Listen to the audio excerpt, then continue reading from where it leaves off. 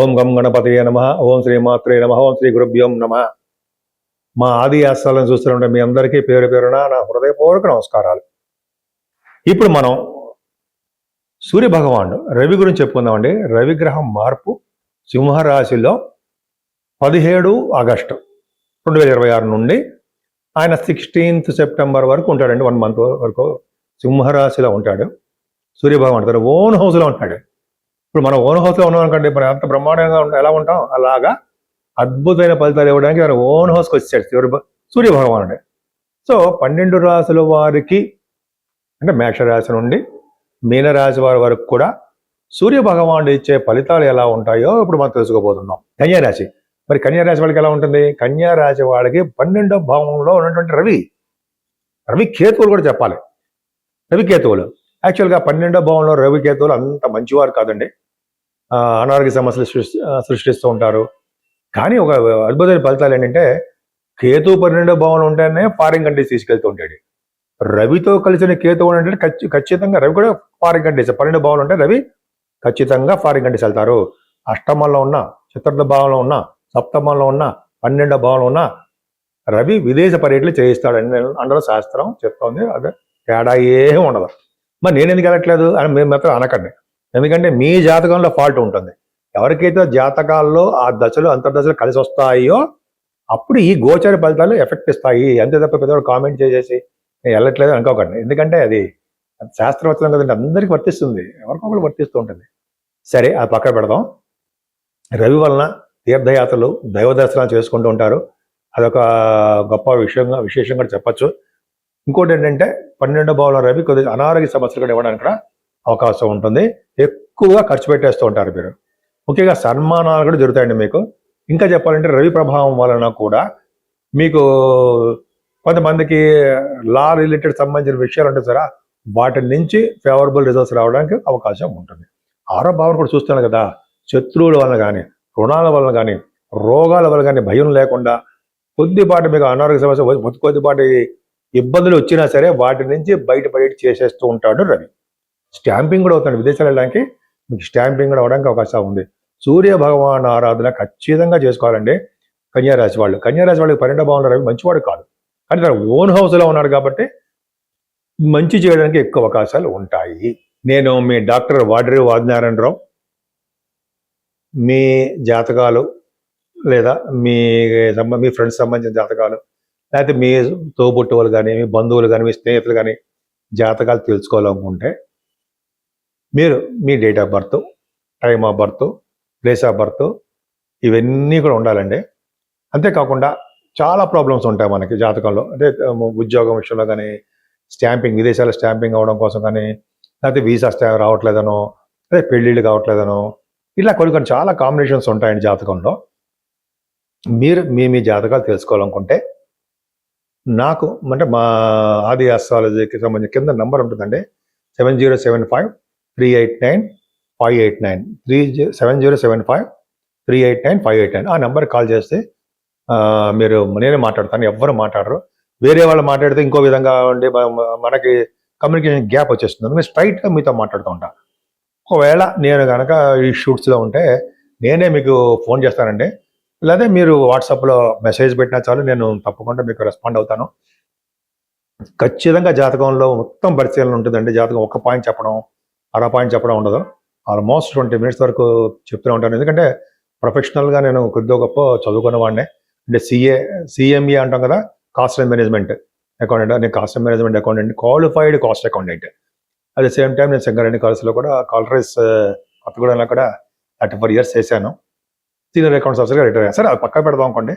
మీకు వాస్తు రీత్యా కూడా మీకు ప్రాబ్లమ్స్ ఉన్నా, సపోజ్ నేనున్నాను, నా వాస్తు ఆది నాకు ఏ కలిసి వస్తుంది, వెస్ట్ సైడ్ అంటాం, అంటే పడమర ముఖం నాకు కలిసి వస్తుంది అని చెప్పుకుంటాం.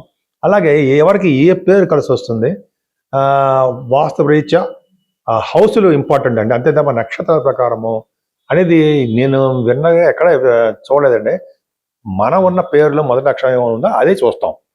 ఎందుకంటే విదేశాల్లో కూడా నాకు కొంతమంది ఫోన్ చేశారు యుఎస్ నుంచి, నక్షత్ర ప్రకారం కూడా చూస్తారు కదా గురుగారు అన్నారు. అదేం కాదండి అని చెప్పి అదే ఆ పక్క పెడదాం అనుకోండి. మీకు వాస్తు రీత్యా కూడా ఏదో చిన్న డౌట్లు ఉన్నా, అదే ఏదైనా మేజర్ ఉన్నా నాకు ఫోన్ చేయండి, తప్పకుండా నేను ఎందుకంటే దీంట్లో కూడా వాస్తులో కూడా ఉన్న కొద్దిగా అనుభవం ఉన్నవాడినే. సో మీకు ఏ అవకాశం ఉన్నా చెయ్యండి, తప్పకుండా ఫోన్ చేస్తే నేను తప్పకుండా చెప్తాను. సరేనండి.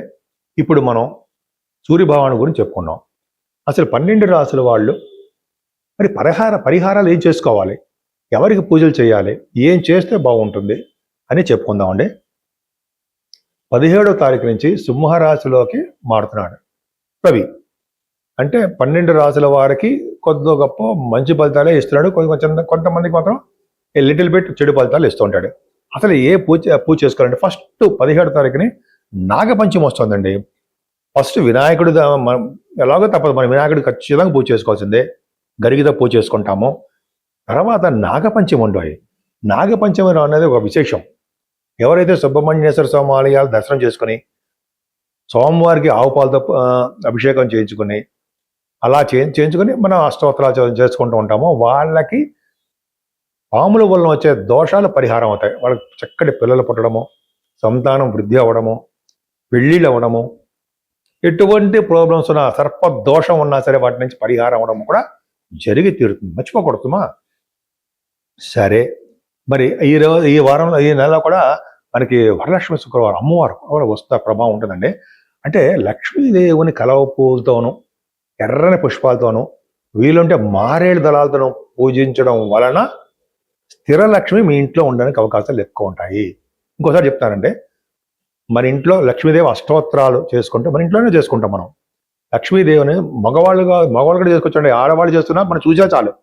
ఆ రోజు వరలక్ష్మి శుక్రవారం కానీ ప్రతి శుక్రవారం కానీ అమ్మవారిని, లక్ష్మీ అమ్మవారిని పూజించడం ఎలాగా, మల్లె పువ్వులతో కానీ, ఎర్రని పుష్పాలతో కానీ, మారేడు దళాలతో కానీ, కలువ పువ్వులతో కానీ పూజించడం వలన అమ్మవారు స్థిరంగా విష్ణు సహితంగా అమ్మవారు మన ఇంట్లో ఉండి తీరతారు. అసలు సూర్యభగవాను గురించి చెప్పుకుందాం. సూర్యభగవాను నమస్కార ప్రియుడు. మనం పొద్దున్నే లేచి మనం బయటికి వెళ్ళడానికి అవకాశం ఉండదు అనుకోండి, కొంతమందికి అవకాశం వాళ్ళు సూర్యభగవాన్ని ఇలా దండం పెట్టుకుంటాం. ఎర్రని పుష్పాలతో అర్ఘ్యం ఇవ్వాలి స్వామికి, మనకి కుదరదు. సరే, మరి ఏం చేసుకోవాలి? ఏం లేదండి, మన ఇంట్లోనే ఆదిత్య హృదయం ఒక్కసారి చదవండి. ఆదిత్య హృదయం ప్రతిరోజు కూడా చదవడం చాలా మంచిది. ఆదిత్య హృదయము, సూర్య నమస్కారాలు, అలాగే హ్రీం ఓం హ్రీం సూర్యాయ నమః, ఇవన్నీ మనం ఆదిత్య హృదయం ఇవన్నీ చదవడం కుదరదు. మరి ఏం చేయాలి? మరి నాలాంటి వాడికి ఎలా అంటే, కొద్దిగా నాకు బిజీగా ఉంటాను, ఆఫీస్ ఆడవడే ఉంటుంది, ఎట్లాగంటే మనం ఎర్లీగా వెళ్ళిపోతూ ఉంటాం మనం అనుకుంటాం కదా. అటువంటి వాళ్ళకి ఓం HREEM హ్రీం, ఇది బీజాక్షరం. సూర్యాయ నమః, ఓం హ్రీం సూర్యాయ నమః, ఓం హ్రీం సూర్యాయ నమః. క్లీం కూడా పెడదాం, ఓం హ్రీం క్లీం సూర్యాయ నమః అంటే కోరికలు నెరవేరుతాయి. క్లీం అంటే క్లీం బీజాక్షరం, హ్రీం KLEM క్లీం సూర్యాయ నమః, ఓం హ్రీం క్లీం సూర్యాయ నమః అని సూర్య భగవాన్ దండం పెట్టుకోండి. అంటే 100 సార్లు, మన వేళ మీద లెక్క పెట్టేసుకోవచ్చు కదండి, 10 సార్లు 100 సార్లు. అలాగా ఏదో ముక్కుబడిగా కాదు, ఆ స్వామి మీద భక్తితో చేసుకుంటే ఆయన మీకు కోర్టు కేసులు కానీ, లా రిలేటెడ్ సంబంధించిన ఏమైనా విషయాలు ఉన్నా వాటి నుంచి కానీ, పెళ్లి సంబంధాలు కుదరట్లేదు, భార్యాభర్తలు విడిపోతున్నారు, దూరంగా ఉండిపోతున్నాం మేము అనుకున్నా సరే వాళ్ళందరూ కలుస్తారు. విదేశాలు వెళ్ళలేకపోతున్నాను, చాలా కాలం ట్రై చేస్తాను, నాకు ఎడ్యుకేషన్ రావట్లేదు అన్న వాళ్ళకి కూడా సూర్యభగవాన్ ఇస్తాడు.